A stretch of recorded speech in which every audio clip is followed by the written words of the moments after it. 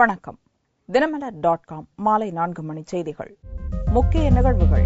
காஷ்மீரில் பயங்கரவாதிகள் நடத்தியது ஜனநாயகத்தின் மீதான இழிவான தாக்குதல். பிரதமர் நரேந்திர மோடி கடும் கண்டனம். காஷ்மீர் பயங்கரவாதிகள் தாக்குதலில் பாகிஸ்தான் ராணுவத்தின் தொடர்பு அம்பலம். அமெரிக்காவும் கடும் கண்டனம். டெல்லியில் ஞாயிறன்று முதல்வர்கள் மாநாடு. பிரதமர் மோடியை நேரில் சந்திக்க பன்னீர்செல்வம் திட்டம். விரிவான செய்திகள். காஷ்மீரில் பயங்கரவாதிகள் நடத்தியிருப்பது இந்திய ஜனநாயகத்தின் மீது நடத்தப்பட்டுள்ள இழிவான தாக்குதல் என்று பிரதமர் நரேந்திர மோடி கடும் கண்டனம் தெரிவித்துள்ளார். ஜார்க்கண்ட் மாநிலத்தில் 2 கட்ட சட்டசபை தேர்தல்கள் நடந்து முடிந்துள்ள நிலையில் 3ஆம் கட்ட தேர்தல் நடக்கவுள்ள ஹசரிபாக் மாவட்டத்தில் நடந்த பிரச்சாரக் கூட்டத்தில் சனிக்கிழமையன்று பிரதமர் மோடி உரையாற்றினார். வெள்ளியன்று காஷ்மீரில் பயங்கரவாதிகள் நடத்திய தாக்குதலை தனது பேச்சில் குறிப்பிட்ட மோடி, இந்திய ஜனநாயகத்தின் மீது பயங்கரவாதிகள் இழிவான முறையில் தாக்குதல் நடத்தியிருப்பதாக கண்டனம் தெரிவித்தார். வீரம் செறிந்த நமது ராணுவ வீரர்கள் நாட்டை பாதுகாப்பதற்காக தங்களது உயிரை தியாகம் செய்திருப்பதாகவும், அவர்களது உயிர் தியாகம் வரும் தலைமுறையினருக்கு ஊக்கமளிக்கும் வகையில் அமையும் எனவும் புகழாரம் சூட்டினார். உயிர்நீத்த வீரர்களின் ஜார்க்கண்ட் மாநிலத்தைச் சேர்ந்த சங்கல்ப் குமார் சுக்லாவும் ஒருவர் என்று சுட்டிக்காட்டிய பிரதமர் மோடி, பயங்கரவாதிகளுடனான சண்டையில் உயிர்நீத்த ராணுவ வீரர்கள் அனைவருக்கும் அஞ்சலி செலுத்துவதாகவும் உருக்கத்துடன் தெரிவித்தார்.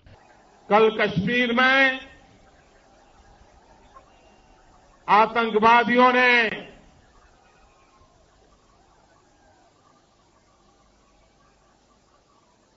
भारत के लोकतंत्र पर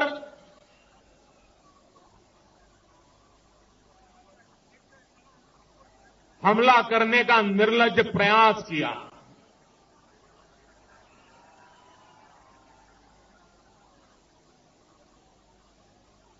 और भारत मां का लाल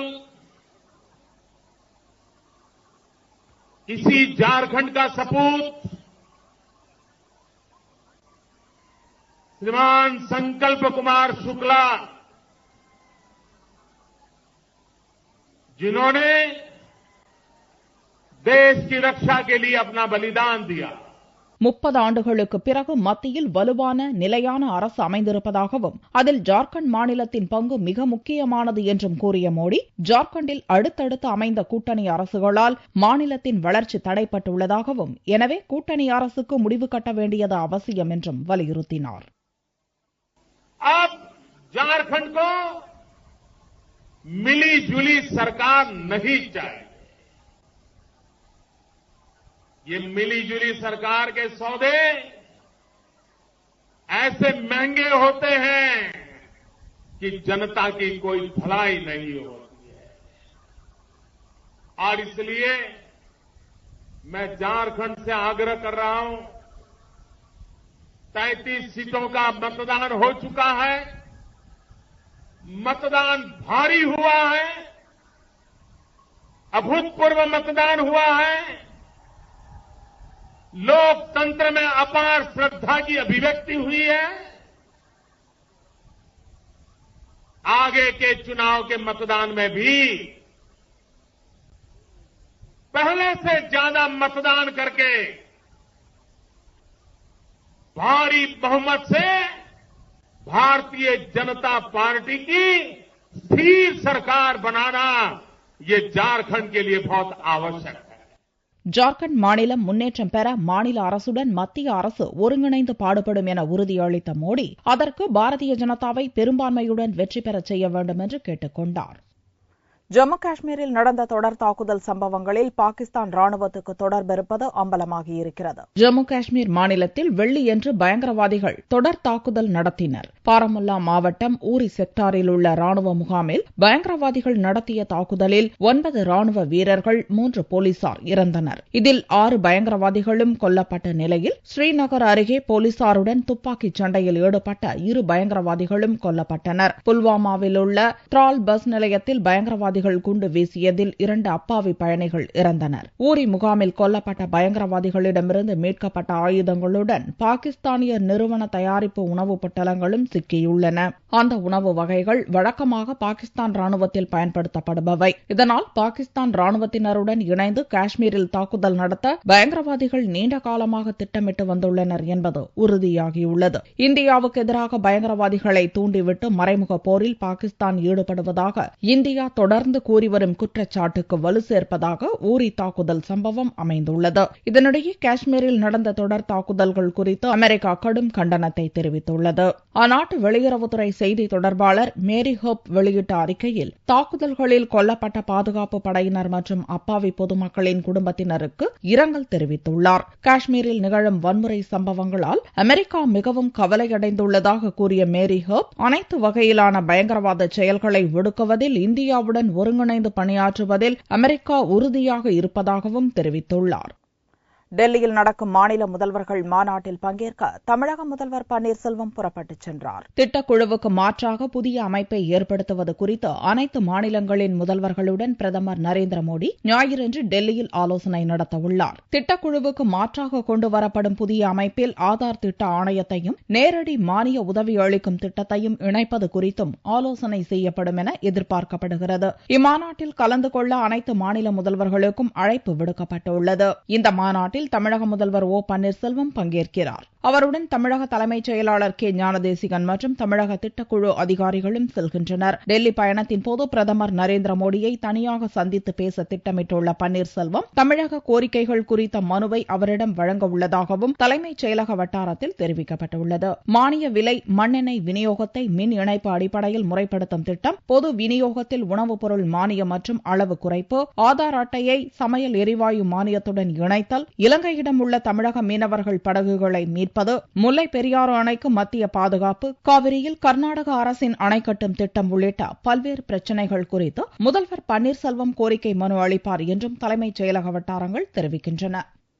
டாக்டர் அம்பேத்கர் நினைவு தினத்தை முன்னிட்டு ஜனாதிபதி, பிரதமர் உள்ளிட்ட தலைவர்கள் அவரது சிலைக்கு மலரஞ்சலி செலுத்தினர். சட்ட மேதை டாக்டர் அம்பேத்கரின் 59வது நினைவு தினம் நாடு முழுவதும் அனுசரிக்கப்பட்டது. இதை முன்னிட்டு பார்லிமென்ட் வளாகத்தில் உள்ள அம்பேத்கர் சிலைக்கு ஜனாதிபதி பிரணாப் முகர்ஜி, துணை ஜனாதிபதி ஹமீத் அன்சாரி, பிரதமர் நரேந்திர மோடி மலரஞ்சலி செலுத்தினர். முன்னாள் பிரதமர் மன்மோகன் சிங், காங்கிரஸ் தலைவர் சோனியா, பாரதிய ஜனதா மூத்த தலைவர் அத்வானி, மத்திய அமைச்சர்கள் ராம்விலாஸ் பாஸ்வான், ராஜீவ் பிரதாப் ரூடி உள்ளிட்ட பல்வேறு கட்சிகளின் தலைவர்களும் அம்பேத்கர் சிலைக்கு மலர் தூவி மரியாதை செலுத்தினர். இதையொட்டி பிரதமர் மோடி வெளியிட்ட டுவிட்டர் செய்தியில், சமூக கொடுமைகளை ஒழிக்க அம்பேத்கர் எடுத்த முயற்சிகளை நினைவில் கொள்ள வேண்டும் என்றும், சமத்துவ சமுதாயத்தை உருவாக்குவதில் அவரது கொள்கைகளும் சிந்தனைகளும் நம்மை தொடர்ந்து வழிநடத்தும் என்றும் தெரிவித்துள்ளார். இந்திய அரசியலமைப்பு சட்டத்தை வடிவமைத்த குழுவின் தலைவர் என்ற பெருஞ்சிறப்புக்கு சொந்தக்காரரான அம்பேத்கர் தனது 65வது வயதில் காலமானார். 1990ஆம் ஆண்டில் அவருக்கு இந்தியாவின் உயரிய விருதான பாரத ரத்னா வழங்கப்பட்டது. பாபர் மசூதி இடிப்பு தினத்தை முன்னிட்டு கோவில் நகரான அயோத்தியில் 10,000க்கும் அதிகமான போலீசார் பாதுகாப்பு பணியில் ஈடுபடுத்தப்பட்டனர். உத்தரப்பிரதேச மாநிலம் அயோத்தியில் 16ஆம் நூற்றாண்டு பாபர் மசூதி 1992ஆம் ஆண்டு டிசம்பர் 6ஆம் தேதி இந்து கரசேவகர்களால் தரைமட்டமாக்கப்பட்டது. இந்த சம்பவத்தின் 22வது நினைவு தினத்தை அயோத்தியில் கருப்பு தினமாக அனுசரிக்க முஸ்லிம் அமைப்புகள் அழைப்பு விடுத்திருந்ததால் அசம்பாவித சம்பவங்கள் நிகழாமல் தடுக்கும் பொருட்டு அயோத்தி மற்றும் பைசாபாத் இரட்டை நகரங்களில் 3 அடுக்கு பாதுகாப்பு ஏற்பாடுகள் செய்யப்பட்டிருந்தன. விரைவு போலீஸ் படை, கலவர தடுப்பு போலீஸ் என 10,000க்கும் அதிகமானோர் பாதுகாப்பு பணியில் ஈடுபடுத்தப்பட்டுள்ளதால் அயோத்தி நகரமே பாதுகாப்பு அரண் போல மாறியது. மேலும் அயோத்தி அமைந்துள்ள சரயு ஆற்றில் ஆயுதம் தாங்கிய போலீசார் ரோந்து பணியில் ஈடுபடுத்தப்பட்டதோடு அயோத்திக்கு செல்லும் அனைத்து சாலை சந்திப்புகளும் மூடப்பட்டு தீவிர வாகன சோதனையும் நடத்தப்பட்டன. கோவில்களுக்குள் செல்லும் பக்தர்களும் தீவிர சோதனைக்கு பிறகே அனுமதிக்கப்பட்டனர்.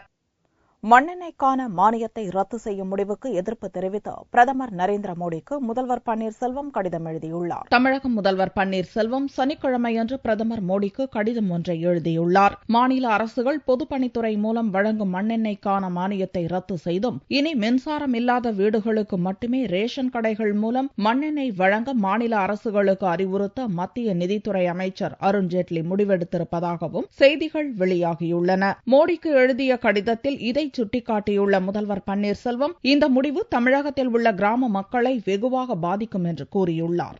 ஏற்கனவே தமிழகத்துக்கு வழங்கப்படும் மானிய மண்ணெண்ணெயின் அளவு குறைக்கப்பட்டதால் ஏராளமான ஏழை மக்கள் பாதிக்கப்பட்டிருக்கும் நிலையில் இப்படி மானியத்தை முழுமையாக ரத்து செய்யும் முடிவு பொருளாதாரத்தில் மிகவும் பின்தங்கிய மக்களை வெகுவாக பாதிக்கும் என அக்கடிதத்தில் கூறியுள்ள பன்னீர்செல்வம், எனவே இந்த விவகாரத்தில் தலையிட்டு மானியத்தை ரத்து செய்யும் முடிவை கைவிட நடவடிக்கை எடுக்க வேண்டும் என பிரதமர் மோடியை வலியுறுத்தியுள்ளார். தமிழகத்துக்கு மாதம் 65,140 லிட்டர் மண்ணெண்ணெயை வழங்கவும் நடவடிக்கை எடுக்க வேண்டும் என்று பன்னீர்செல்வம் கேட்டுக் கொண்டுள்ளார்.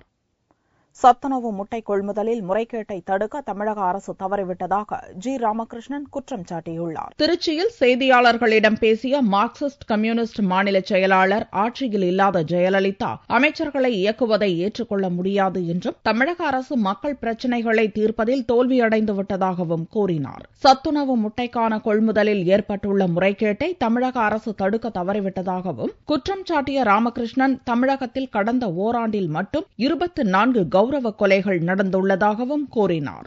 ஒரு கட்சி அந்த கட்சியின் சார்பாக செயல்பட்டு வரக்கூடிய அமைச்சரவைக்கு ஆலோசனை சொல்வது என்பது தவறல்ல.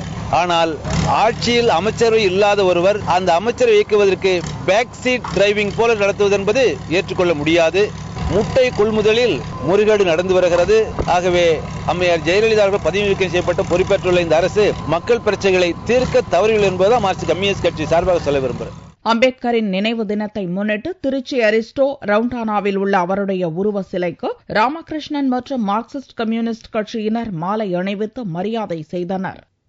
நாகை மாவட்டத்தில் சமீபத்தில் பெய்த கனமழையால் சேதமடைந்த சாலைகளால் வாகன ஓட்டிகள் சிரமத்திற்காளாகியுள்ளனர். நாகை மாவட்டம் வேதாரண்யம், கீழ்வேளூர், மயிலாடுதுறை, சீர்காழி, தரங்கம்பாடி பகுதிகளில் கடந்த 4 ஆண்டுகளுக்கு முன்பு கிராமப்புற சாலைகள் போடப்பட்டன. சாலைகள் அனைத்தும் பழுதாகி இருந்த நிலையில் சமீபத்தில் நாகை மாவட்டத்தில் பெய்த பருவமழையால் பெரும்பாலான சாலைகள் பலத்த சேதமடைந்தன. இதனால் பொதுமக்களும் வாகன ஓட்டிகளும் கடும் அவதிக்கு ஆளாகியுள்ளனர். இரவு நேரங்களில் செல்லும் வாகன ஓட்டிகள் சாலைகளில் உள்ள குழிகளில் விழுந்து காயமடைகின்றனர். சாலைகளை சீரமைக்க கோரி அரசு அதிகாரிகளிடம் புகார் அளித்தும் இதுவரை எவ்வித நடவடிக்கையும் எடுக்கப்படவில்லை என்று பொதுமக்கள் தெரிவித்தனர். 4 ஆண்டு காலமாக பராமரிப்பின்றி சாலை புதிதாக போடாமல் இன்றைக்கு மழைக்காலத்தில் குண்டும் குழியுமாக மக்கள் அவதிப்படுகின்ற ஒரு காலகட்டத்தை இன்றைக்கு நெருங்கியிருக்கிறார்கள். பொதுமக்களை பொறுத்தளவிற்கு சாலை செப்பனிட எத்தனையோ மனுக்கள் கொடுத்தும் போராட்டம் பண்ணியும் ஹைவே சாலை சரி செய்யவில்லை. அப்படி சரி செய்தால் இருபுறமும் உள்ள செங்கல் ஜல்லியை மக்கள் சாலை பணியாளர்கள் பொறுக்கி போட்டு மண்ணை வெட்டி போட்டு விடுகிறார்கள். மழை பெய்ந்தால் கரைந்து போய்விடுகிறது. அந்த இடத்தில் குழியாகி பொதுமக்கள் அனைவரும் இன்றைக்கு உயிரிழப்பு இழக்கின்ற நெருங்கிக் கொண்டிருக்கிறது. அதை அரசு தலையிட்டு அதை புது சாலையாக மாற்றி செப்பனிடுமாறு பொதுமக்களின் சார்பாக கேட்டுக்கொள்கிறேன். குண்டும் குழியுமான சாலைகளை அரசு உடனடியாக சீரமைத்தால் மட்டுமே பெரும் விபத்துகளை தவிர்க்க முடியும் என்றும் பொதுமக்கள் ஆதங்கம் தெரிவித்தனர். கடலூர் அரசு தலைமை மருத்துவமனையில் ஆய்வுக்கு வந்த அமைச்சருடன் டாக்டர்கள் சென்றதால் சிகிச்சைக்காக அனுமதிக்கப்பட்ட குழந்தை மூச்சு திணறல் ஏற்பட்டு உயிரிழந்ததாக உறவினர்கள் குற்றம் சாட்டியுள்ளனர். கடலூரை அடுத்த கோண்டூர் பகுதியைச் சேர்ந்த மாயவன் என்பவரின் ஆண் குழந்தை மூச்சு திணறல் பாதிப்பால் மாவட்ட தலைமை அரசு மருத்துவமனையில் சிகிச்சைக்காக அனுமதிக்கப்பட்டது. பிறந்த 15 நாட்களே ஆன நிலையில் அந்த குழந்தைக்கு தீவிர சிகிச்சை பிரிவில் சிகிச்சை அளிக்கப்பட்டது. இந்நிலையில் வணிகத்துறை அமைச்சர் சம்பத் சனிக்கிழமையன்று மருத்துவமனையை ஆய்வு செய்தார். அப்போது குழந்தைக்கு சிகிச்சை அளித்த டாக்டர்களும் அமைச்சருடன் சென்றுவிட்டதாகவும் அப்போது குழந்தைக்கு மீண்டும் மூச்சு திணறல் ஏற்பட்டு அங்கு சிகிச்சை அளிக்க டாக்டர்கள் இல்லாமல் பரிதாபமாக உயிரிழந்ததாகவும் உறவினர்கள் குற்றம் சாட்டியுள்ளனர். இச்சம்பவத்தை தொடர்ந்து குழந்தையின் உறவினர்கள் டாக்டர்களை கண்டித்து மறியலில் ஈடுபட்டனர். கோண்டூரை சேர்ந்த ஒரு குழந்தையை கொண்டு வந்து அட்மிட் பண்றதுக்காக தூக்கிட்டு வந்திருக்காங்க. அதை அட்மிட் பண்ண வந்த நேரத்தில் அங்கே டாக்டருங்க ஏதோ சுற்றி பார்க்க வந்திருக்காங்க. அதிகாரிகள்லாம் வந்தப்போ டாக்டருங்க கூட அவங்க கூட ரவுண்ட்ஸுக்கு போயிட்டாங்க. அதனால் அந்த குழந்தைய அங்கே ட்ரீட்மெண்ட் கொடுக்க முடியாத அந்த குழந்தை இறந்துருக்குது. அதுக்கு சரியான அந்த டாக்டர் அந்த டாக்டர் மேலே நடவடிக்கை எடுத்து சரியான ஒரு முடிவை எங்களுக்கு சொல்லணும்.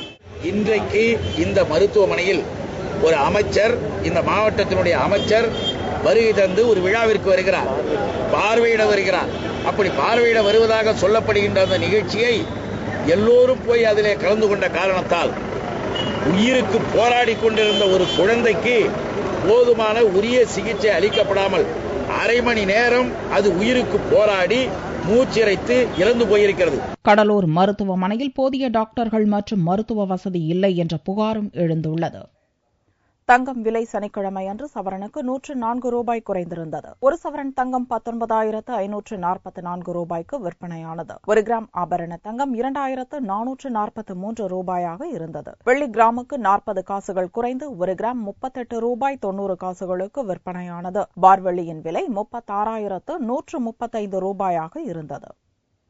உலக தன்னார்வ தினத்தை முன்னிட்டு கோவையில் 50,000 தேங்காய்களால் உருவாக்கப்பட்ட இந்திய வரைபடத்தை பொதுமக்கள் ஆர்வமுடன் பார்வையிட்டனர். மாணவர்கள் மற்றும் பொதுமக்களிடம் சமூக சேவை குறித்து விழிப்புணர்வு ஏற்படுத்தும் வகையில் கோவையில் தியானா பொது சேவை மையம் சார்பில் உலக தன்னார்வ தினம் கொண்டாடப்பட்டது. இதை முன்னிட்டு 50,000 தேங்காய்களை கொண்டு இந்திய வரைபடம் உருவாக்கப்பட்டு பொதுமக்களுக்காக காட்சிப்படுத்தப்பட்டது. தென்னையின் ஒட்டுமொத்த பாகங்களும் மக்களுக்கு பயன்படுவது போன்று பொதுமக்களும் ஏதாவது ஒரு வகையில் மற்றவருக்கு உதவ வேண்டும் என்பதை உணர்த்துவதற்காக இந்த வரைபடம் உருவாக்கப்பட்டதாக தியானா பொது சேவை மைய நிர்வாகி நித்யானந்தம் தெரிவித்தார். இன்று இன்டர்நேஷனல் வாலண்டரி டே. கோயம்புத்தூர் வெங்கடலட்சுமி ஸ்கூலில் 52,000 தேங்காய் இந்திய வரைபடத்தில் வரைந்து குழந்தைகளிடையே தன்னார்வத்தை உருவாக்கும் பொருட்டு தேங்காய் மூலம் கிடைக்கும் 16 விதம், உதாரணத்துக்கு தேங்காய் எண்ணெய், காயர்பத், தேங்காய் இளநீ, இந்த மாதிரி கொடுக்கும் பொழுது குழந்தைகளிடையே உணர்வும் தேங்காய் 16 விதமாக இந்த உலகத்துக்கு தன்னார்வத்துடன் தரும் பொழுது மனிதராக பிறந்தவர்கள் ஒரு நிமிடமாவது இந்த உலகத்துக்கு நல்லது செய்ய வேண்டும். இந்த நிகழ்ச்சியில் தேசிய மற்றும் அறிவியல் விஞ்ஞானிகளின் புகைப்படங்களும் அவர்களுடைய வரலாற்று குறிப்புகளும் இடம்பெற்றிருந்ததை மாணவர்கள் ஆர்வமுடன் குறிப்பெடுத்துக் கொண்டனர். மீண்டும் செய்திகள் இந்திய நேரப்படி இரவு 8 மணிக்கு. வணக்கம்.